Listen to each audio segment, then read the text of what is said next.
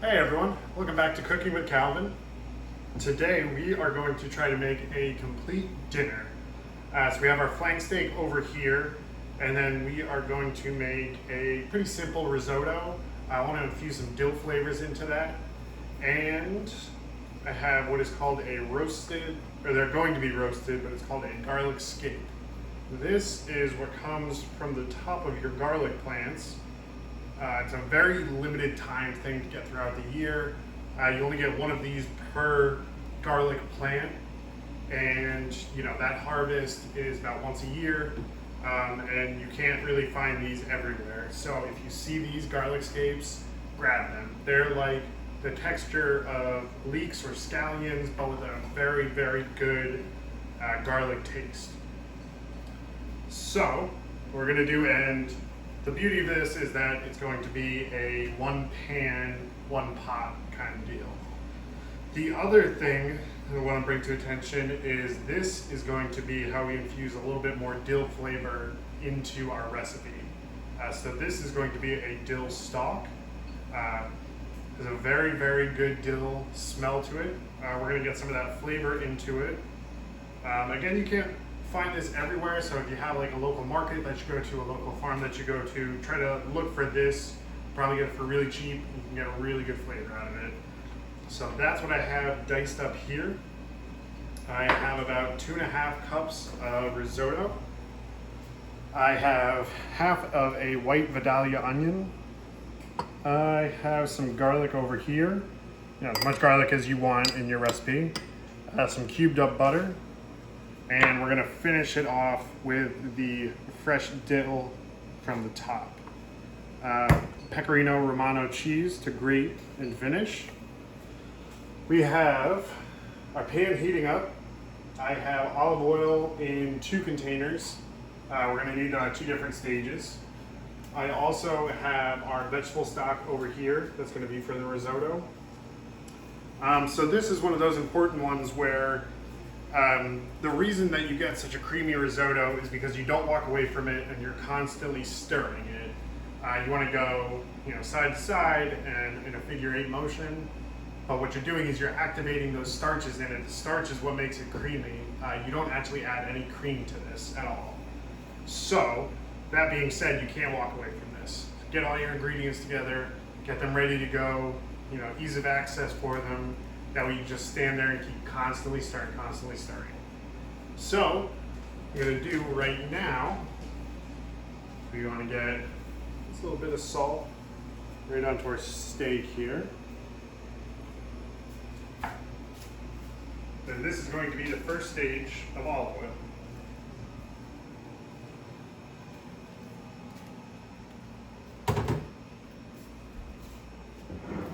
Now I have the pan nice and hot, so by the time we put the olive oil into it, it's not going to take that much longer to heat up. Increase the heat to about medium.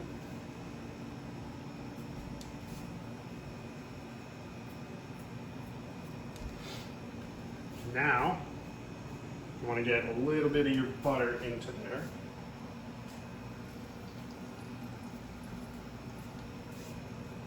So the reason that we use butter and oil is 1 for flavor, and 2 is that you can increase the flash point of one of these items by using the other. You're also adding some fat content to it. Get that all incorporated.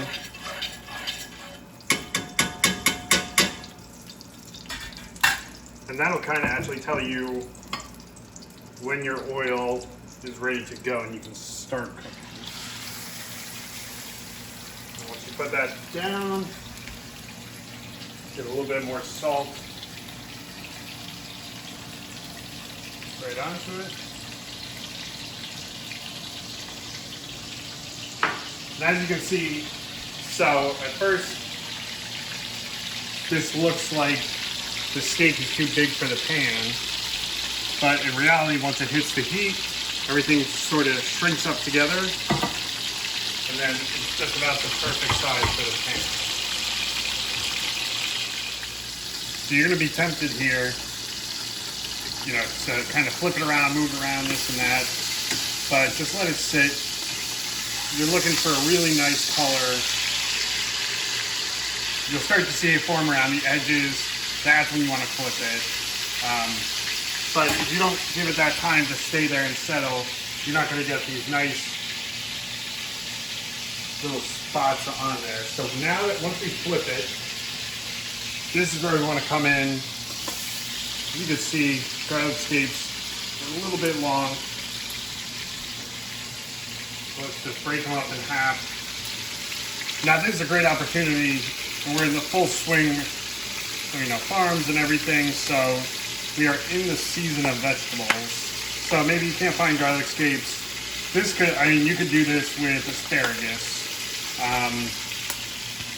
You could throw the carrots into there, throw the whole cloves of garlic, if you still want that. Deep garlic flavor to be incorporated. So just experiment around with what kind of vegetables you want, and it makes it even easier to, you know, if you're cooking all your vegetables in the same pan, then it's only one pot, it's only one pan, and you've just done all of your dinner. So now, let's get a little bit more butter into there. Now we want to start running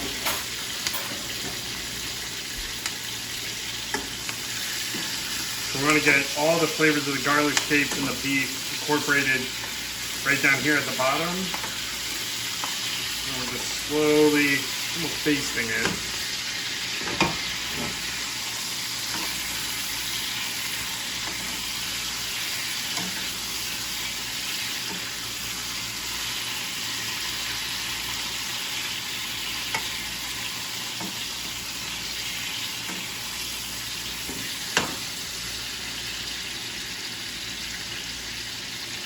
Now that we can kind of see the oil is changing colors, it's getting a little bit darker. Got the edges very, very nice on this one. Just want to take that and put the garlic scapes right on top. And then these are going into an oven, 425 degrees.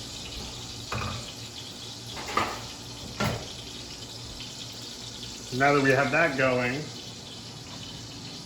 now is the time for the risotto. So again, get everything into your range, except for these two. We're gonna leave them off to the side because those are the finishing ones. So this is a pretty basic risotto. Again, we're in this full swing of farms. All of this lovely produce and everything like that.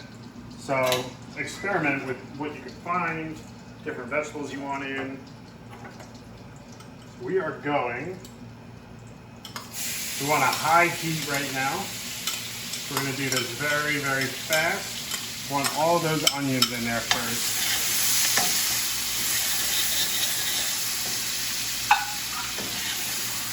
We want to, as we're doing it, we're scraping the bottom. We're getting all that good stuff that the beef has left behind.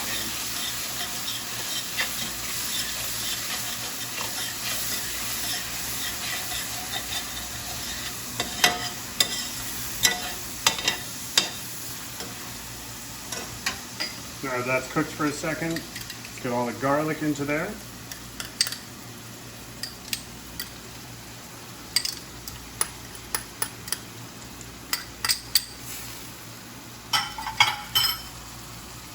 The other thing that we want, that we're going to try to get this flavor out of as much as possible, is our dill stalks. Now if you're using the actual dill from the top of it, that looks like little hairs, this is not the time to add it. It's a very delicate thing, but the stalks can actually take some heat, give us some of that flavor that we're looking for. So as you can see, most of the stuff is cut down very, very small size.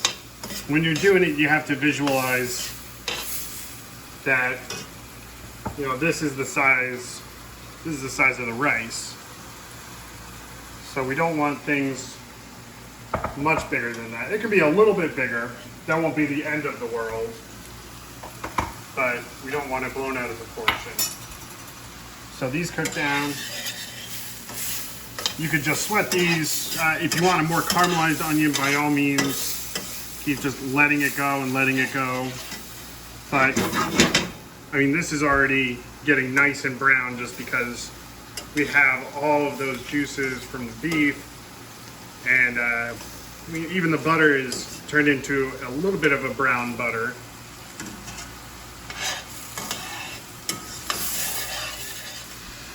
Right, it's at this point, I want to add a little bit of salt to it.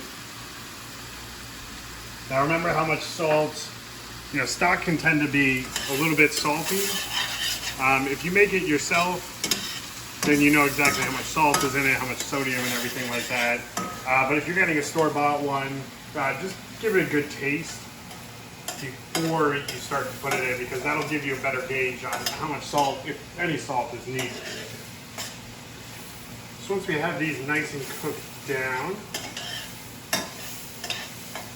that is when we add the rice. Rice is gonna soak up all that good butter, good oil, and then we want it to start getting to the bottom of the pan and toast up a little bit. That'll give us almost light, nutty flavor. It's not gonna be overpowering, but it'll be a nice balance if we can achieve that. So just like that, all the oil is gone. Kind of flatten it out. Now we're almost getting to the part where we cannot walk away. So enjoy your free time right now, because in about 1.5 to 2 minutes, you are chained to the oven for probably 20 minutes. So here we can see having a little bit more resistance, which means the rice properly toasting, trying to attach itself to the bottom of that pan. So unless you want to be stuck doing the dishes all night because you burnt all the rice to the bottom of the pan, just keep it moving. So let it rest for, you know, press it down just like so. Let it rest for 30 seconds. And then as you get closer to the time where you're starting to see it's getting toasted, it's sticking, everything like that, decrease that time down to 15 seconds, down to 10 seconds. And then once you see it's toasted enough for your liking, you know, bring it as far as you want to. You could bring it right up to that edge of toasted and burnt. You know, you're cooking for yourself, so make it however you would like it. But just know, if you leave it unattended, you will suffer the consequences. So now, we're going to do an action called deglazing. It's really getting the high heat and getting a liquid into there. Because the whole job, what we've been doing this whole time, is scraping the bottom and getting that flavor off the bottom. So, we have our stock, and that is all we need.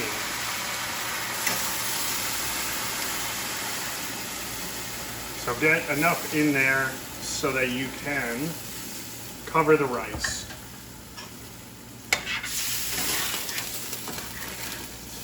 A little bit of action there. So now is the point. Once this liquid starts to boil, simmer, we're trying to get these starches activated.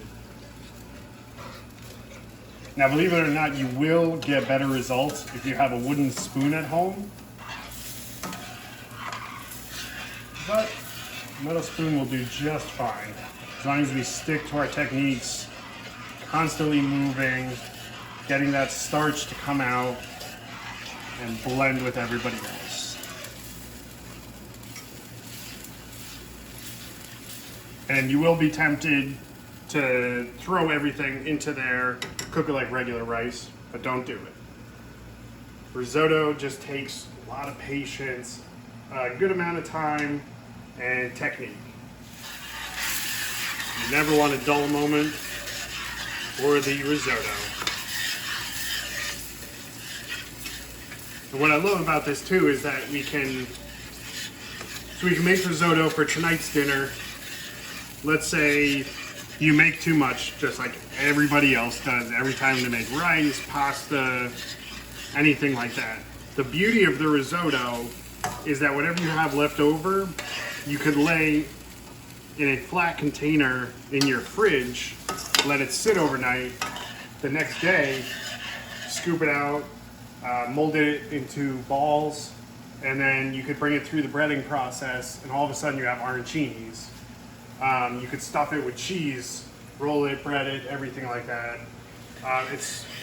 It'll get you a lot of different dishes that, I mean, you cook this one night and you can make 4 things out of it day after day. And maybe by the 4th day, everybody at home will be sick of it. But the first 3, it'll be nice and fun and entertaining.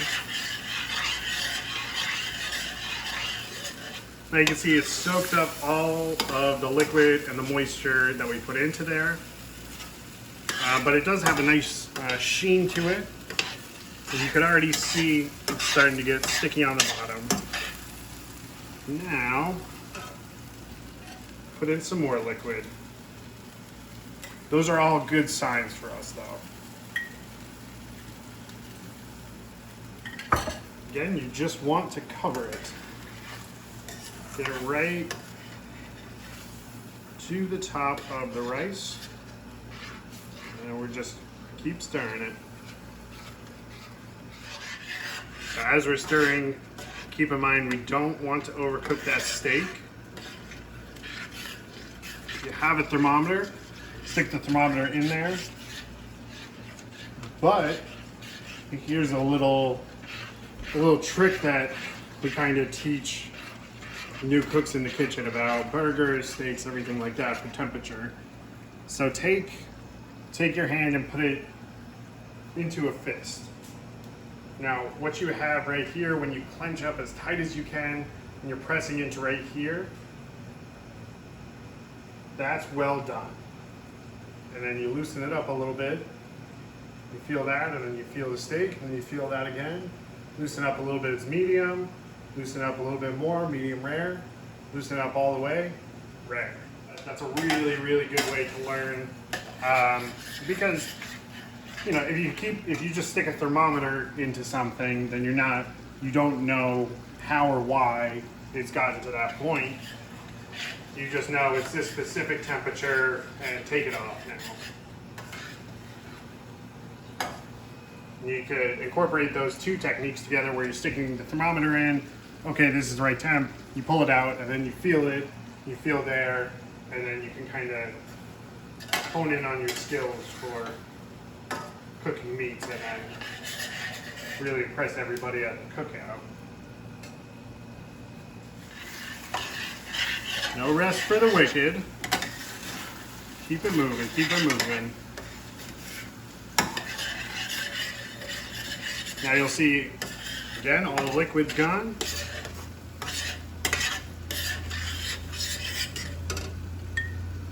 And we can add the last of it.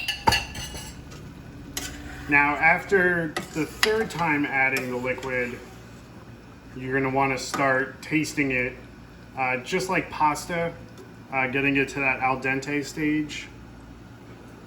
And then once we have it there, that's when we're gonna start finishing it, where we add the rest of the butter. We add some more olive oil if we're looking for a little bit more sheen to it. And we get that dill top incorporated so that we could have 2 different stages of dill flavoring all in one.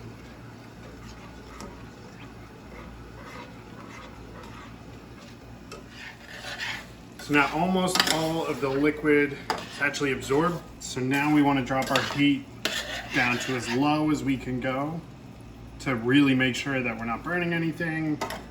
We don't want to overcook right now. So now we got our dill seasoning into there. Get the rest of our butter into there. Give that a good stir.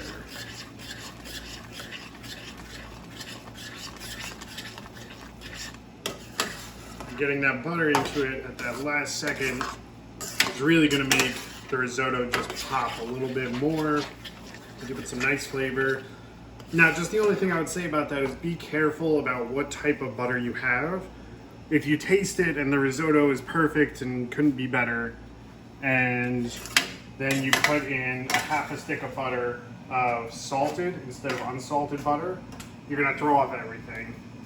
So what I usually recommend is doing unsalted butter for most things that you cook.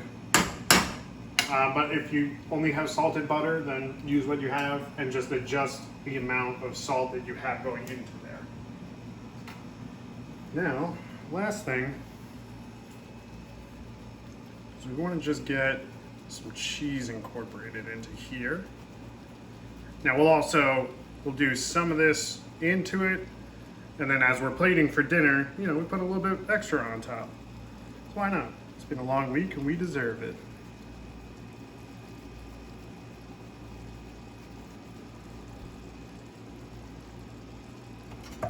So, at the point you have your cheese into there, just turn the heat off completely. Make sure you're scraping the sides, scraping the bottom. You don't want anything staying on there. Want all that flavor on our taste buds and in our belly. So now what we want to do,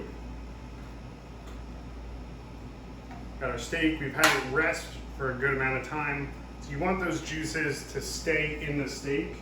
If you cut it when it comes right out of the actual oven, all the juices is just gonna kind of come out of the side. And nobody wants that. Now you're gonna have some of the juices coming out no matter what you do. So if you see some coming out, don't be alarmed, anything like that. Perfectly normal. But the more that we can keep in there, the better. So, have your knife in your dominant hand. If it's hot, use some tongs. If it's not too hot, you can grab it. Just use your fingers. Just be careful. And what we are doing, lobbing off that side, seeing how we did. And then the age-old debate of cutting with the grain, cutting against the grain. Now, controversially, I think that it does not matter. Because either way, if you've cooked your steak properly, and it's nice and tender, and you've done all these steps to do the right thing, then your outcome should be the same no matter what. So now we get some nice cuts. Right on top of the risotto. We want whatever juices are going to fall out from now going straight into that risotto, and we're all incorporated. And you can take these, throw them right across. You can cut some up just like chives. Because it's going to taste, it's going to taste like a roasted garlic chive.